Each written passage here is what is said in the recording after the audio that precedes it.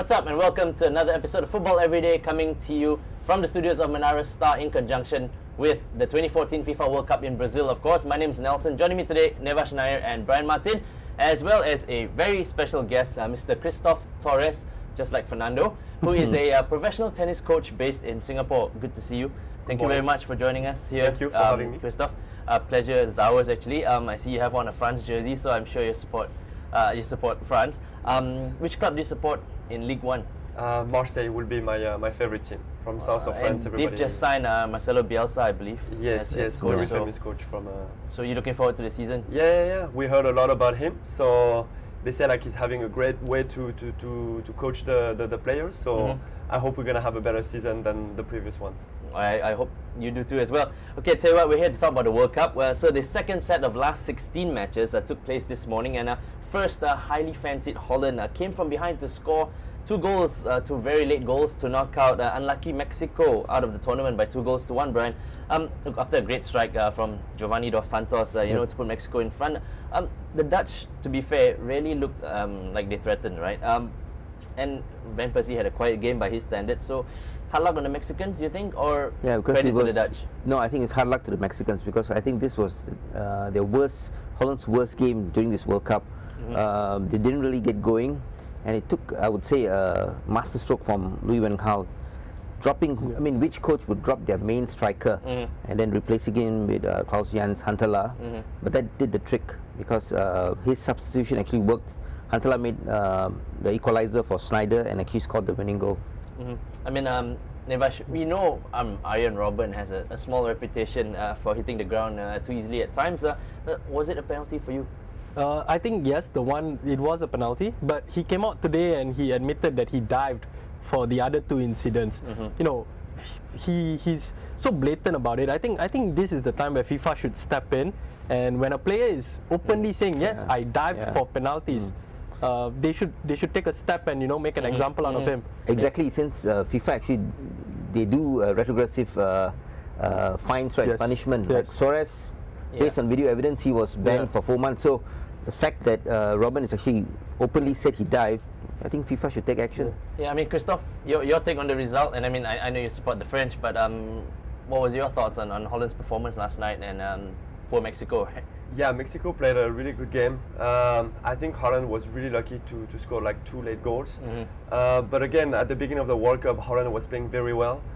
I just think, again, very, very sad for Mexico, and what he said about the diving penalty. So he said this morning, I read that one, that he really dived, so that's really unlucky for the Mexicans. He probably shouldn't have even been on the pitch in the first place, right?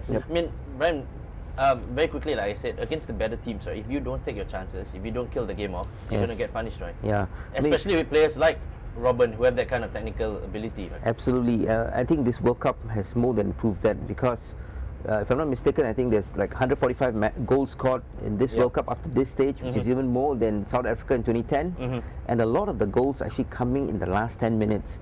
So it ain't over till the fat lady sings. Alright, okay. Well, in the second match of the night, Costa Rica defeated Greece on penalties following a 1-1 deadlock after 90 minutes to qualify for their first ever World Cup quarterfinals. Many fans expected the Ticos to kind of complete the job in normal time. I'll start with you, Nevash. But the Greeks never gave up, and I tell you what, they managed to equalize again in the 90th minute. But a penalty shootout is a lottery, right? Yeah, that is it is luck, when it comes to penalties. But it's the right motivation that the Greeks have. Recent reports have said that they don't want their bonus from the government. They are going to give the money away for a new training facility back in Greece.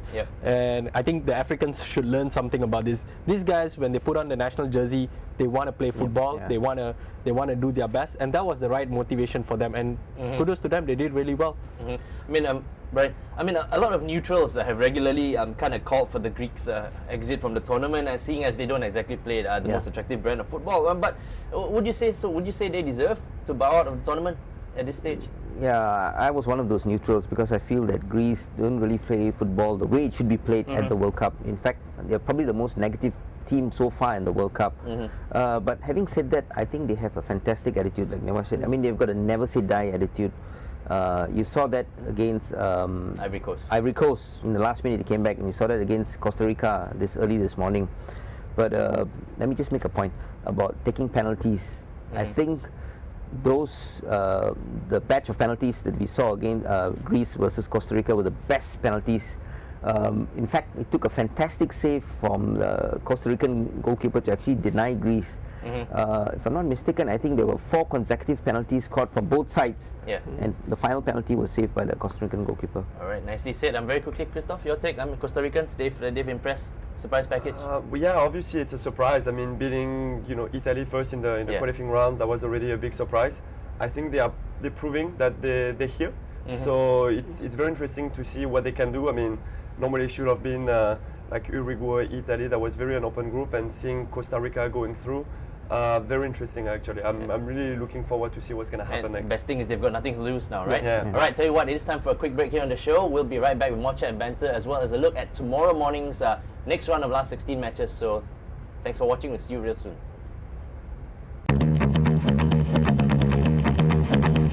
All in or nothing. It's a battle cry. A call to arms. The only way to live. The only way to play. It fuels them into battle. They step onto the field wearing war paint. Unleashing speed, energy and control. Bearing the marks of those that know there is only one way. Hunt or be hunted. Fear or be feared. Evolve or die.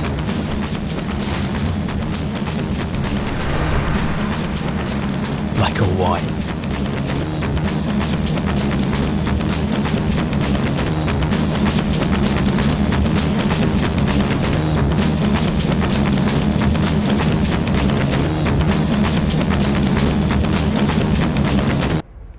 Welcome back to Football Every Day here in the second segment of the show, where we preview tonight or tomorrow morning's upcoming matches, where we continue with the last 16 round in the third set of last 16 matchups. So we're at midnight tonight. The in-form France tackle an unpredictable Nigeria. I mean, Brian, I say unpredictable because they might be the current African champions, but you really can't be sure what to expect when Nigeria take the field, right? And they can't afford a poor showing this time because it's the knockout rounds. Yeah. In fact, ironically, Nigeria's best game was against Argentina when they lost 3-2. That was the real Nigerians. They gave the Argentinians a huge scare. And you're right, Nelson, I don't know which Nigeria team will show up. People expect them to beat Iran and then... Yeah, see what happened. So, but France cannot take them lightly. I think this will be a good game, and I think there'll be a lot of goals in it. Okay, well, I mean, I've said previously that the French engine room has kind of caught my eye with Pogba, Matuidi and Cabaye doing a fantastic job in the engine room, right? Christoph, how would you compare that trio with the France teams of the past? I mean, in the middle of the park, of course. For now, even listening some other teams saying it's one of the best midfield that we have since 1988 with Patrick Vieira, Didier Deschamps and Emmanuel Petit. I just think Matuidi, Pogba, very solid, physically very strong, and Cabaye very smart, good sense of anticipation. Yes. So, everything, the midfield in football is very important, and that part of the French team is one of the best. Do you think the Ribéry factor has an effect as well? We were talking about it, right? That Ribéry is missing, so... Yeah, that's part. I think knowing that now Ribéry is not in the team, I think he just leaves a lot of space for the other players and more freedom. So they play the collective is much better. So before they were just passing the ball to Ribéry and hoping a miracle, but now it's I think the tactic is smoother now. So having said that, would you say the edge lies with France against Nigeria tonight? Well, again, now you never know. It's you win, you lose. We almost see with Netherlands, they almost lost. So obviously, France cannot take lightly this game. They have to be very focused in defense, because Nigeria can be very fast, very strong. You never know what they can bring on. So with African team, they can play really well, or it can be the other side. Or they can be like Cameroon, right? Exactly. So you never know. You really have to be careful, because they can be fast in attack. So you're going to have to be focused the whole match for sure. Yes. Nevash, I'm speaking of the engine room. That's the engine room we talked about. But Karim Benzema is on fire as well. much has been said about his poor form generally for his country in the past few months and in the build-up to the World Cup. But I mean, he's come good now and he's on fire. So, who would your pick be for this one? I think, France definitely has the talent to go through, and they should be going through. But with the Nigerians, if they come out and they want to be physical, they want to be strong, they want to push people around, they can do that. And if they get their act together in the back line and keep it really tight and make sure there's no support coming for Benzema, it'll be an interesting game. So this is going to be physicality versus talent, and it'll be an interesting matchup. Give me a score prediction. I would go with a 3-2 France. Right? Actually, I'm leaning towards a 3-2 France or something. Christoph, this is what we do here on Football Every Day. Yes. I think the defense must be more solid from France, so I'm hoping like a 2-0 for France. 2-0 for France. Okay, we'll see what happens in that one. Now moving on, the 4 a.m. kickoff pits Germany against another surprise tournament package in Algeria. Brian, no disrespect, but on paper, surely this doesn't appear like anything other than a win for the mighty Germans, right? On paper, the Germans look certainties to go through, but this is football, this is the World Cup. Like Christoph said, The ball's around. Ball's around, anything can happen. And the added incentive for Algeria is that revenge mission way back in 1982, when Germany and Austria played out a scoreless draw and then Algeria were kicked out of the tournament. So the Algerians have not forgotten. So this is revenge time. All right, I mean, Nevash, have you been impressed by the Desert Foxes? Or I tell you what, or will Joachim Löw's men just pack too much? Okay, the for interesting Algeria? thing about the Algerians is that one, it's a France B team. Two, I think 17 players are playing for 17 different teams, so there are no mini camps inside the team, and we all know what happens, when there are mini camps and all these things. And these guys are hungry. They want to make a name for themselves. They want to show the world that or show the European leagues that they are there to they can compete with some of the best in the world. Compete with Ozil, compete with Müller, but seeing how the Germans will play, they are a machine, they are a unit. They'll move accordingly. It's like clockwork. I think they'll go through comfortably, but it'll be a good match. I mean, Christoph, would you agree with our friends Brian and Nevash? I mean, look, you're talking about names like Slimani and Feghouli against Müller, Klose and Schweinsteiger. No disrespect to anyone, but how do you see this one unfolding? Remember that again, it's a team soccer. I mean, football is really a team sport. You cannot just count on one player. We were talking before, like Ronaldo, or like Zidane before, just one player. It has to be a unit. Germany hasn't played really well for now. I mean, they don't have a real striker. It's a little bit. They don't have a real defender on the side, lateral. So I don't know. Joachim Löw is doing some weird tactical part, but so far it's working. They have strong midfield, like Müller, like almost like the striker of the team, which is very weird for me. But again, I just think normally Germany should be way stronger on this match. They're more physical. I think they have more experience as well in the big competition. So I think they should be through. Okay. They should Nicely go through. said. And I was told that you come from the same hometown as the great Zinedine Zidane himself, right? So you're going to go for a France-Germany semi-final or Zidane's place of Algeria? Wow.